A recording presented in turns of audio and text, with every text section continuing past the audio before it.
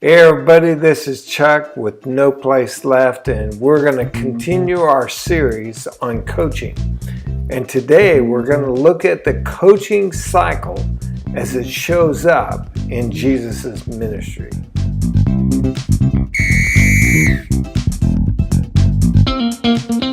Remember last time we were talking about coaching as it relates to discipleship. And discipleship is becoming like Jesus. So that's our target. That's what we're aiming for.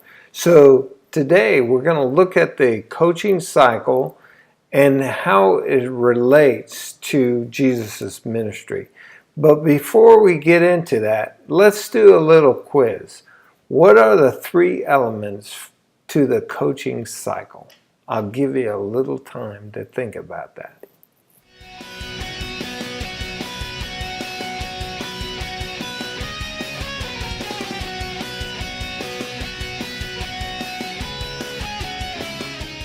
All right, did you get them? Instruction, application, and assessment. Good job. So let's continue and look at Jesus' ministry and see how these three show up. And we want to begin in Matthew 9, verses 35 and following. And the two illustrations that I'm going to be using today are super familiar to us. It's the sending of the 12 and the sending of the 72. All right, so we take a look at Matthew 9:35. So basically, this is an instructional part of the coaching process. Jesus was going through all the cities and villages, teaching in their synagogues and proclaiming the gospel of the kingdom and healing every kind of disease and every kind of sickness. Now, you may be wondering, where is the instruction in all of that? Well, actually, Jesus is modeling for the disciples exactly what he's going to send them to do, and we'll see that. So modeling is a very important part of the instruction process or the instruction phase. Let's keep going. Matthew 9:36 through 38, we begin to pick up the heartbeat of the coach. He's modeling not only what to do, but what comes from the inside, the why. And so in 36 it says, seeing the people, he felt compassion for them because they were distressed and dispirited like sheep without a shepherd. And then he said to his disciples, the harvest is plentiful, but the workers are few. Therefore, beseech the Lord of the harvest to send out workers into the harvest. Jesus is compelled to reach these lost sheep. And then he communicates the vision, the why. Vision casting, a very important part of the instruction. We continue into Matthew chapter 10, where Jesus summons his 12 disciples, and he gave them authority over unclean spirits to cast them out and to heal every kind of disease and every kind of sickness. So as a coach, we want to empower people. We want to give them authority. We don't want to hog all that authority and leadership to ourselves. What we want to do is pass that on. I have a saying, if you want great followers, be a great leader. But if you want great leaders, you're going to have to get out of the way. And that's what Jesus is doing here by releasing authority.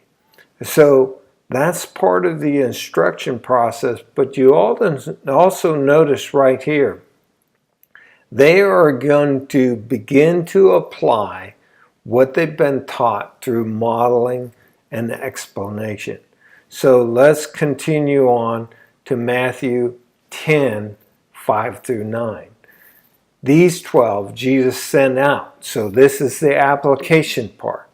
After instructing them, do not go in the way of the Gentiles, do not enter any city of the Samaritans, but rather go to the lost sheep of the house of Israel. And as you go, preach, saying, the kingdom of heaven is at hand.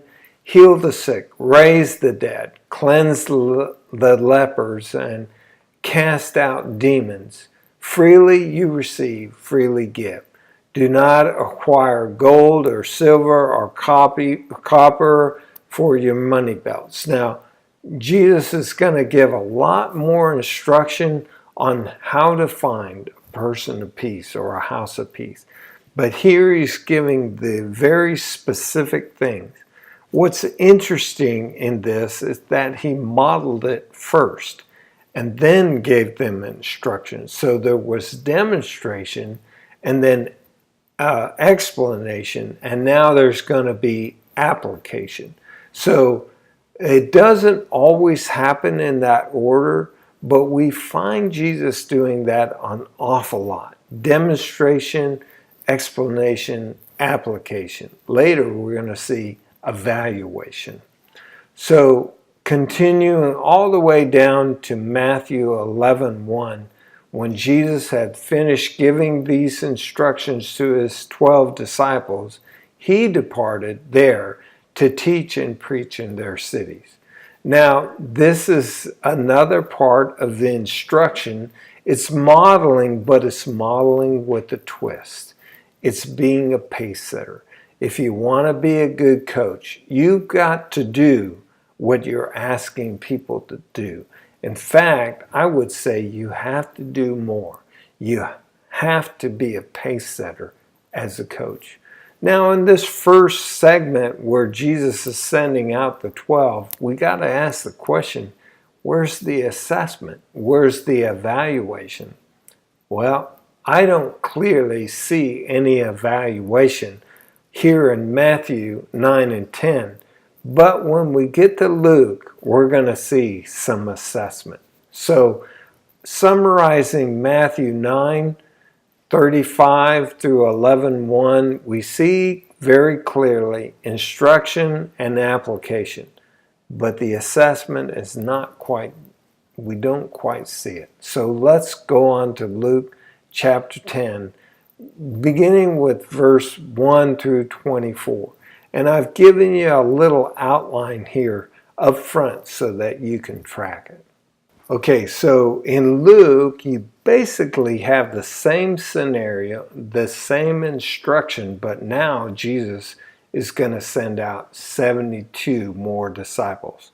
So you see the instruction, you see the application, right? He's sending them to do this. But what I want to major on here in Luke is the assessment. So we jump all the way down to verse 17, chapter 10, verse 17.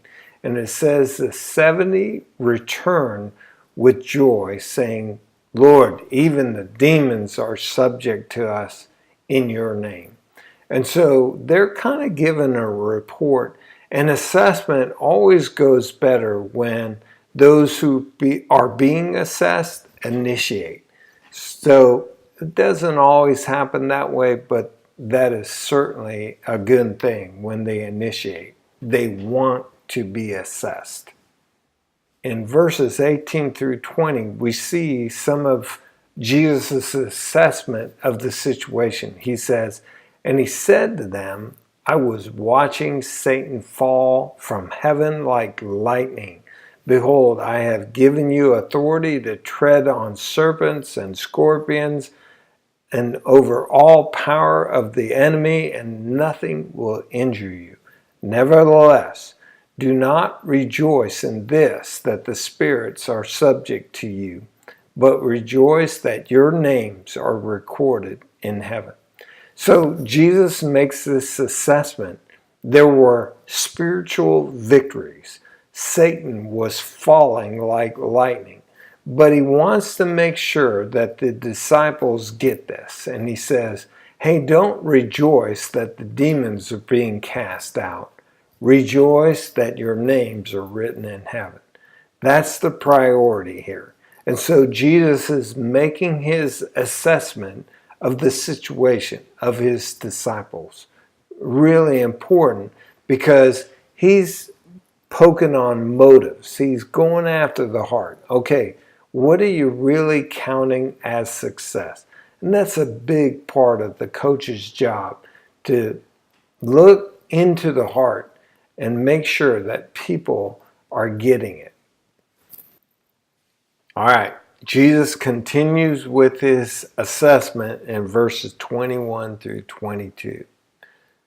At that very time, he rejoiced greatly in the Holy Spirit and says, I praise you, O Father, Lord of heaven and earth, that you have hidden these things from the wise and intelligent and have revealed them to infants.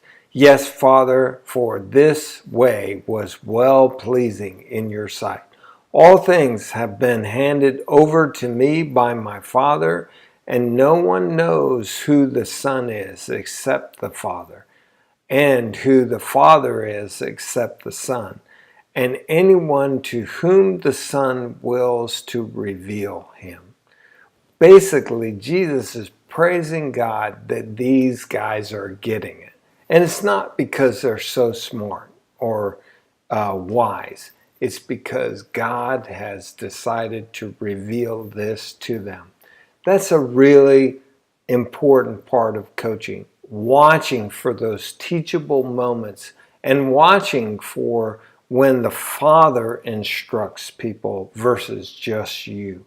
So you're trying to help the disciples really connect with God through the Holy Spirit versus you having to give all the answers. That's a key tip in coaching. You don't have to give all the answers. You want to be pointing to God to give the answers. And the last part of the assessment here is Jesus turns to his disciples and says to them privately, "Blessed are your eyes, which see the things that you see. For I say to you that many prophets and kings wished to see the things which you see, and did not see them, and to hear the things which you hear, and did not hear them." And so, once again, the assessment is, okay, this is a big deal.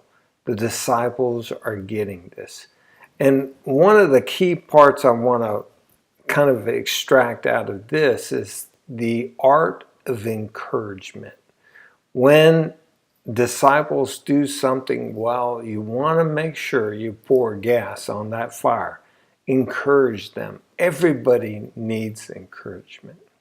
Okay, so we see the cycle of coaching in Jesus' ministry. As you read the Gospels, you'll see these over and over and over again. Instruction, application, and assessment. Jesus is constantly doing this, and not necessarily in that order, but it's an ongoing process. All right, that's it for today. Hey, subscribe over there if you want more videos. Put your comments or questions down in the video comments below. And if this has been helpful, pass it on to somebody else. And until next time, keep making disciples until there's no place left.